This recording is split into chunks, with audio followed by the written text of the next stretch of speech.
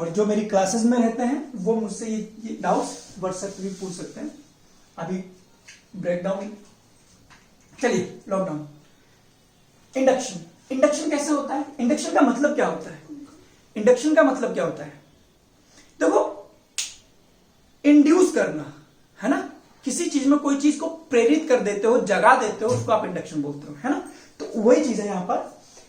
कैसे होता है? सपोज कीजिए आपने एक बॉडी ली, फिर से वही बॉडी, वही इंसुलेटिंग स्टैंड है आपका, और ये आपके पास न्यूट्रल था। न्यूट्रल का मतलब जितने पॉजिटिव उतने ही नेगेटिव। अब आपने क्या करा, एबोनाइट की रॉड ली, एबोनाइट की रॉड को बिल्ली पकड़ के मारी, मतलब और उसकी खाल उतारी और उसको इस तरह से रगड़ दिया।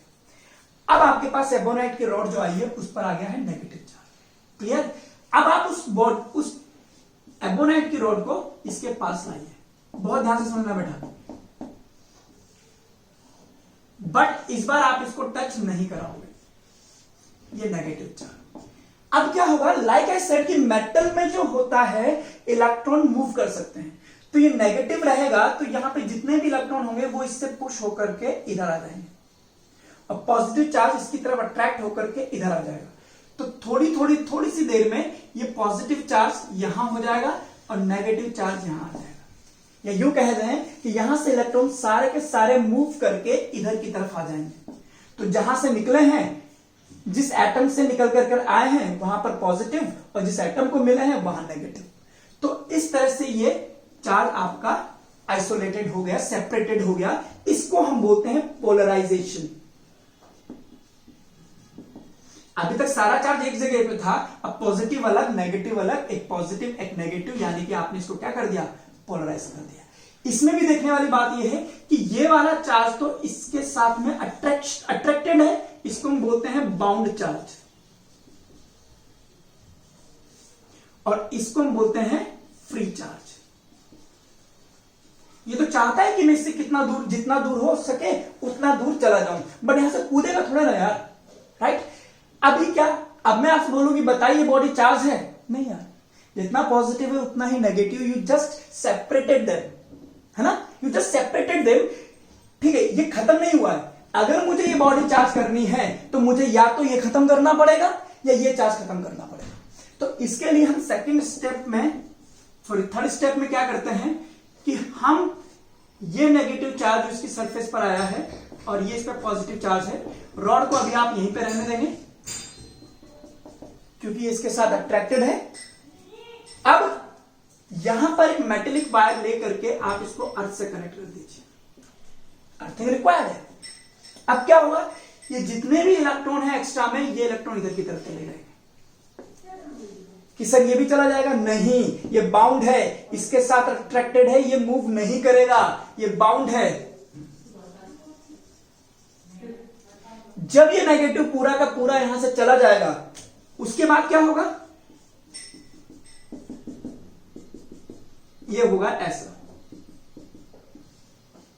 रॉड अभी भी आपने इसके पास ही रखी है, वो सारा चार्ज आपने हटा दिया। जब सारा चार्ज ट्रांसफर हो गया, आपने यहां से वायर कट कर दिया और आपके पास एक बॉडी है। अब क्या करो, अब इसको भी हटा दो। जब इसको हटा दोगे तो पॉजिटिव चार्ज आपस में रिपेल करेगा और रिपेल करके पूरे में डिस्ट्रीब्यूट हो जाएगा। तो this is how a body can be charge by induction. अब यहां पर देखने वाली बात क्या है वो समझिए। क्या आपने सोर्स को, यानी कि एबोनाइट की रॉड को जो आप लेकर के आए थे, जो नेगेटिवली चार्ज था, उसको आपने टच कराया क्या? है नहीं कराया ना। तो पहला इंपॉर्टेंट पॉइंट जो यहां पर बनता है वो ये बनता है, कॉन्टैक्ट इज नॉट रिक्वायर्ड। दूसरी बात, सोर्स नेगेटिवली चार्ज है, इस बॉडी पर पॉजिटिव चार्ज आया है ना। ये नेगेटिव है, ये पॉजिटिव है, यानी कि जो इस बॉडी पर चार्ज इंड्यूस करा गया है उसका नेचर सोर्स वाले के चार्ज से जस्ट अपोजिट है। ये नेगेटिव था इसलिए इस पे पॉजिटिव आया। अभी आपके दिमाग में आ रहा होगा कि अगर ये पॉजिटिव होता तो इस पर नेगेटिव आता, और बिल्कुल सही बात है, आता। कैसे आएगा वो मैं भी दूसरे एग्जांपल में एक्सप्लेन करता हूं। तो this is the body, this is how a body can be charged, यानी कि induced charge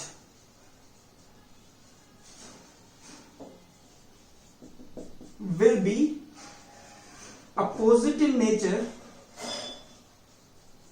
of source charged body. ठीक है।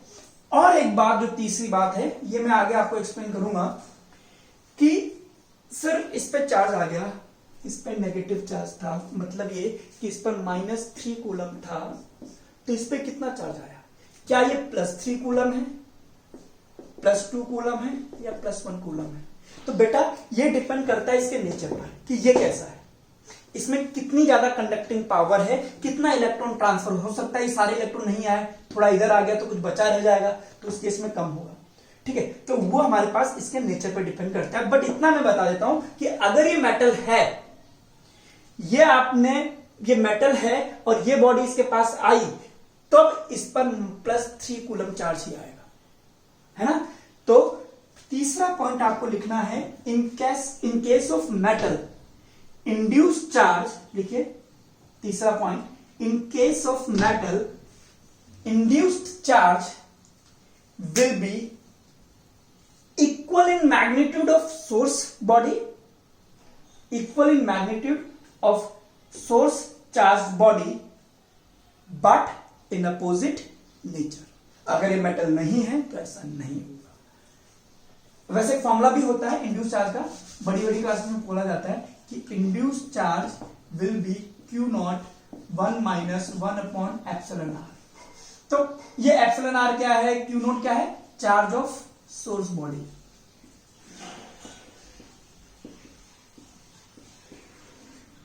εr होता है रिलेटिव परमिटिविटी ऑफ मीडियम, वो हम बाद में डील करेंगे कैसे क्या।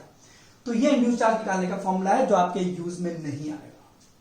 बट इतना मुझे पता लग गया कि जैसे ये मेटल है, मेटल के लिए εr की वैल्यू है ना इनफाइनाइट होती है, ये मैं भी बता सकता हूं। इनफाइनाइट होगी तो ये 1/0 ये पूरा खत्म हो जाएगा। तो induce charge will be Q0, आप यहां माइनस लगा सकते हैं क्योंकि नेचर में अपोजिट है।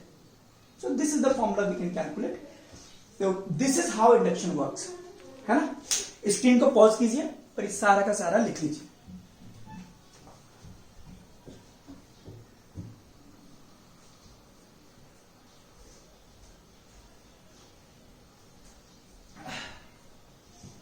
चलिए अब हम बात करते हैं सेकंड एग्जांपल की, ठीक है।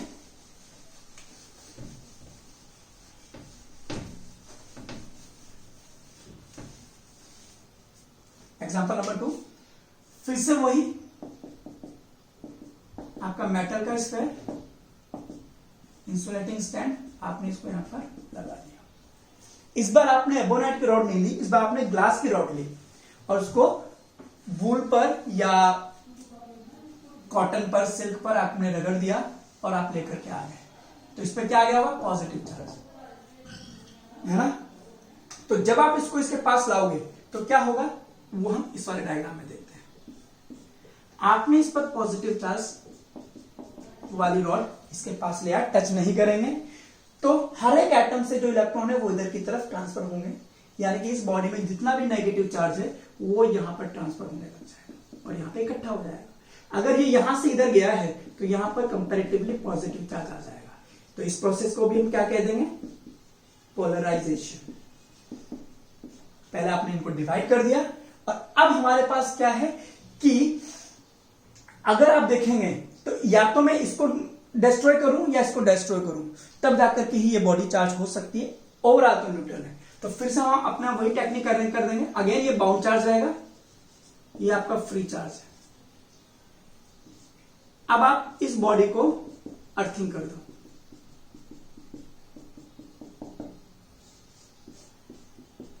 सोचो जरा अब क्या होगा, कंडक्टिंग वायर।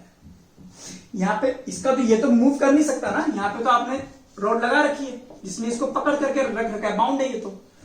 अब क्या होगा, यहां पे इलेक्ट्रॉन की डेफिशिएंसी है, इसलिए अर्थ से इलेक्ट्रॉन यहां पर जाएंगे और जैसे जैसे इलेक्ट्रॉन ट्रांसफर होंगे इसकी डेफिशिएंसी खत्म हो जाएगी, ये पॉजिटिव चार्ज खत्म होने लग जाएगा। और जब ये खत्म हो जाएगा तो कंडीशन कुछ ऐसी बन जाएगी।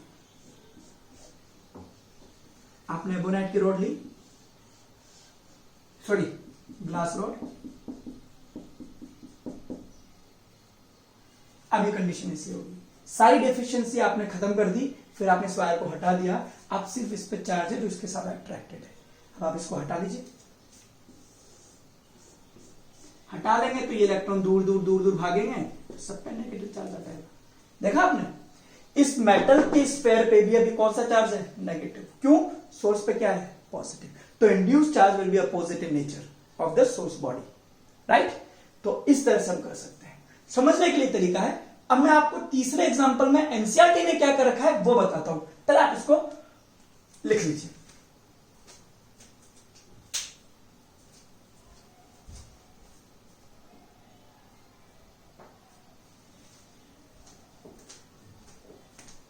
चलिए, अब एनसीईआरटी ने इसको कैसे एक्सप्लेन कर रखा है उसको समझते हैं। हालांकि उससे एक्चुअली कुछ सीखने में नहीं आता, इसलिए वो एग्जांपल मुझे पसंद नहीं है, बट उसमें सही बात यह है कि उसने बड़ा अजीब सी टेक्निक लगाई है। उसने क्या कर रखा है, दो मेटेलिक स्फीयर ले रखे हैं, उनको इस तरह से टच करा रखा है, और दोनों ही आपके पास न्यूट्रल है।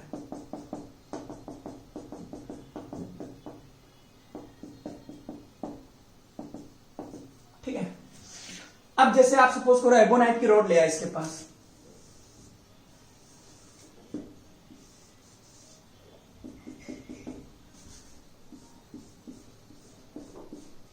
अब ये तो इलेक्ट्रॉन खींच लेगी।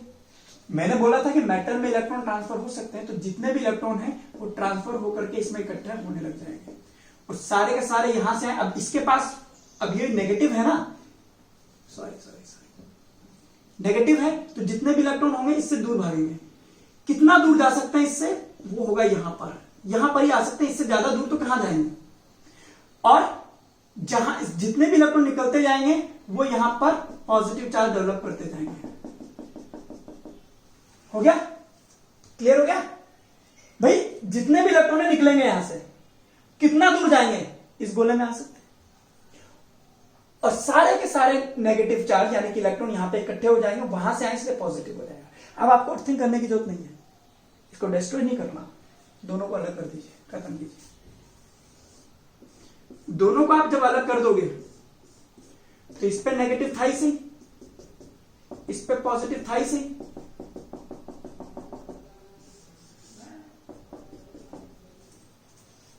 ठीक है। और आप इसको भी अब हटा दीजिए, या चलो भी रहने दीजिए। अब जैसे आप इन दोनों बॉडी को इससे दूर लेके जाएंगे तो ये पॉजिटिव चार्ज इस पे डिस्ट्रीब्यूट हो जाएगा, नेगेटिव चार्ज पे डिस्ट्रीब्यूट हो जाएगा, दोनों ही बॉडी एक बार में चार्ज कर दी। देखा, ये है टेक्निक, इसको बोलते हैं साइंस। जैसे मैंने ट्राइपॉड बनाया हुआ है बोतल से, बट इसमें कुछ चीजें समझ में नहीं आती ना कि इंड्यूस चार्ज कौन से नेचर का होगा कौन सा नहीं होगा, तो इसलिए एग्जांपल में यूज नहीं करता। चलिए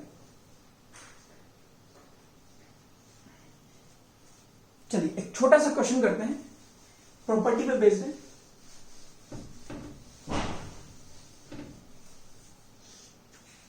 सपोज करो आपके पास आइडेंटिकल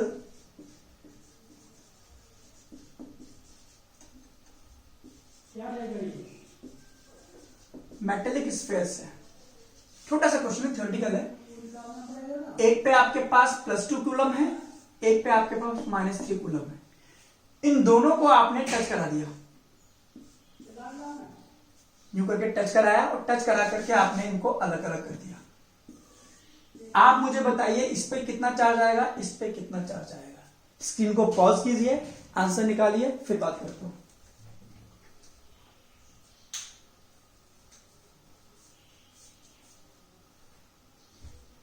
ओके, बताइए। देखिए प्रॉपर्टी कैसे ऐड होती है, जब आपने इसको टच करा है तो एडिटिव प्रॉपर्टी काउंट हो जाएगी। तो जैसे आप टच करेंगे तो +2 कूलम और -3 कूलम मिलकर के -1 कूलम चला जाएगा, है ना। चूंकि दोनों आइडेंटिकल है, जैसे आप टच करा करके अलग अलग करोगे, ये -1 कूलम दोनों पे इक्वली डिस्ट्रीब्यूट हो जाएगा, यानी कि आंसर आ जाएगा 1/2 coulomb, 1/2 coulomb. That will be answer. एक और क्वेश्चन कीजिए। आपने ये कर रखा है, फॉर एग्जांपल आपने कर रखा है +4 कूलम, इस पर -2 कूलम का चार्ज है, दोनों को टच करा करके आपने अलग कर दिया। अब बताइए दोनों पे कितना चार्ज है, स्क्रीन पॉज करके। ठीक है, कैसे? +4 -2 टच कराओगे तो नेट चार्ज कितना हो जाएगा? +2 कूलम। और ये +2 कूलम दोनों पे इक्वली डिस्ट्रीब्यूट होगा क्योंकि आइडेंटिकल मेटेलिक स्फीयर है। अगर ये आइडेंटिकल नहीं है तो क्वेश्चन कुछ और जाएगा, वो हम डिस्कस नहीं करेंगे यहाँ पे। तो ये हो जाएगा +1 कूलम और +1 coulomb. That is your answer. Simple है, ऐसी कोई दिक्कत नहीं। ठीक है,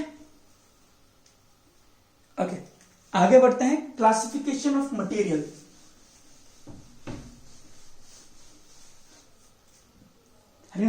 क्लासिफिकेशन ऑफ मटेरियल ये आपने पढ़ा हुआ है। तो पहला है हमारे पास कंडक्टर, 3 टाइप के हैं। दूसरा इंसुलेटर और तीसरा है सेमीकंडक्टर। इसका तो पूरा चैप्टर है हमारे पास, तो इतना डिटेल में इसको यहां नहीं पढ़ेंगे। कंडक्टर वही है जो करंट को जाने देते, हीट को, इलेक्ट्रिसिटी को जाने देता है, उसको कंडक्टर कहते हैं।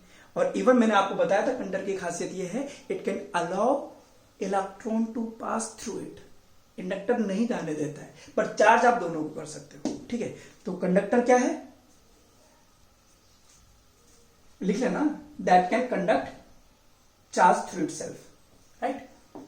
दूसरी बात क्या है कि अगर आप किसी कंडक्टर को चार्ज देते हो, मैंने इस पर एक्सेस इलेक्ट्रॉन दे दिया, तो क्या होगा, ये कहां जाएगा, आपस में दूर जाएगा। दूर जाकर के ये कहां तक जा सकता है, यहां पर, है ना। तो चार्ज अगर आप कंडक्टर को करते हो तो वो चार्ज उसकी सरफेस तक जाता है, उससे ज्यादा दूर नहीं जा सकता। तो तीसरी बात लिखिए, if a conductor is charged, the charge rest at the surface of conductor, या charge resides at the surface of conductor। अब हम बात करते हैं इंसुलेटर क्या है। पहली तो वही बात है कि इंसुलेटर वो होते हैं जो करंट को कंडक्ट नहीं करते, that can not allow electron to pass through itself और electricity to pass through itself. अब बताइए, इंसुलेटर को अगर मैंने चार्ज दिया तो कहां जाएगा, ये कहीं नहीं जाएगा, मूव कर ही नहीं सकता है। यानी कि इंसुलेटर को जब आप चार्ज देते हैं तो उसके पूरे के पूरे वॉल्यूम में रहता है, और कंडक्टर में वो चार्ज उसकी सरफेस तक आ जाता है, वॉल्यूम में नहीं जाता। ठीक है, ध्यान रखिएगा। तो लिख लीजिए, if A insulator is charged,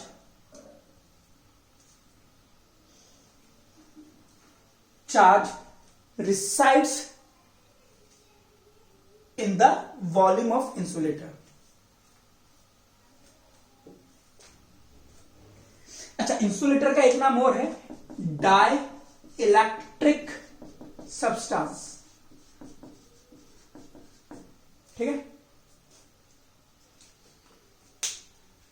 semiconductor की हम इतनी बातें नहीं करते, बट बेसिकली आप ये लिख सकते हैं, semiconductor are the material whose conductivity increases with rise in temperature.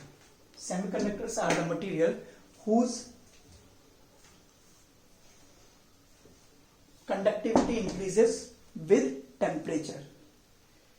और ये भी लिख सकते हैं, they are non ohmic resistance. ये आप आगे पढ़ेंगे, ओम्स लॉ इस पे नहीं लगता है। ठीक है, ये आप आगे पढ़ेंगे।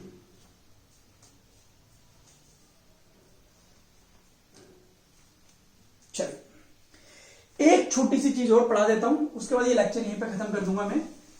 ठीक है, फिर नेक्स्ट क्लास से हम कूलम्स लॉ पढ़ेंगे।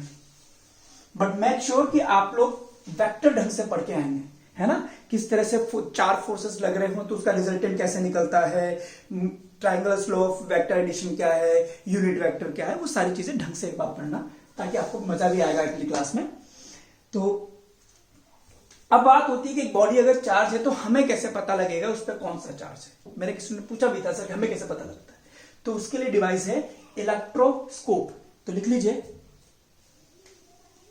electroscope, it is a device which is used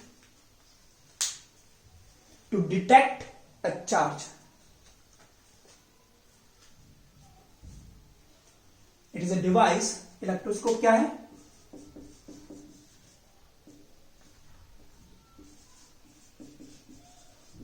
device which is use to detect charge. और एक इलेक्ट्रोस्कोप जो सबसे ज्यादा फेमस है वो है GLE, इसको हम बोलते हैं गोल्ड लीफ इलेक्ट्रोस्कोप। थोड़ा सा मैं इस पर भी जाऊंगा। तो गोल्ड लीफ इलेक्ट्रोस्कोप क्या होता है वो समझते हैं। एक्चुअली ये बॉक्स होता है ग्लास का है, किसी भी चीज का,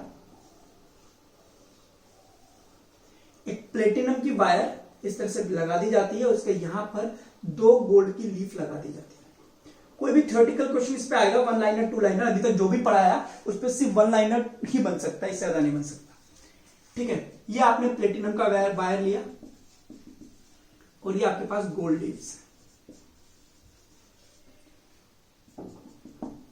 अब आप क्या कीजिए, आप ग्लास रॉड को बिल्ली की खाल से रगड़िए और यहां ला करके इसके साथ टच कर दीजिए। प्लेटिनम वायर, पॉजिटिव चार्ज यहां पर आएगा, यहां से आता हुआ यहां पर आ जाएगा। जैसे यहां पे पॉजिटिव चार्ज आएगा, ये लीफ एक दूसरे से रिपेल कर जाएंगे। यानी कि ये अगर 2 लीफ है और इस तरह से हैं, ठीक है, पता नहीं आपको क्या दिखेगा, ये इस तरह से दिख रहा है, इस तरह से, है ना। और जैसे ही आपने इसको टच करा, ये ऐसे करके ऐसे रिपेल हो जाएंगे। रिपेल होते ही आपको पता लग जाएगा कि ये बॉडी कैसी थी, चार्ज थी, अदरवाइज पता नहीं लगता।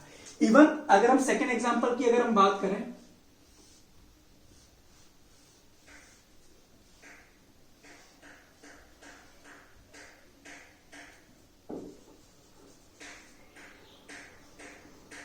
हम एबोनाइट की रोड को ले आए इस बार। तो एबोनाइट की रोड को जब आपने बिल्ली की खाल से रगड़ा और इसको टच कराया, तो नेगेटिव चार्ज है, ये नेगेटिव चार्ज यहां से आता हुआ यहां आ जाएगा, अगेन दोनों पे नेगेटिव चार्ज आ जाएगा,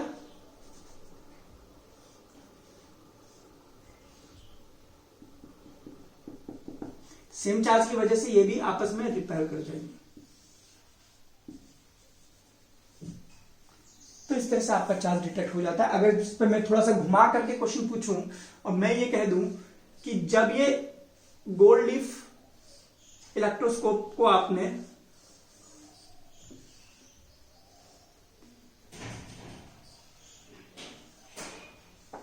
ये था पॉजिटिवली चार्ज्ड, अब आप इस पर एक एबोनाइट की रॉड ला करके टच कर देते हो, कि अब क्या होगा, अब क्या होगा, नेगेटिव चार्ज इसके पास आएगा, धीरे धीरे ये पॉजिटिव चार्ज को खत्म करेगा, और जैसे जैसे ये पॉजिटिव चार्ज खत्म होगा, ये दोनों की दोनों रॉड आपस में एक दूसरे के पास आ जाएंगे।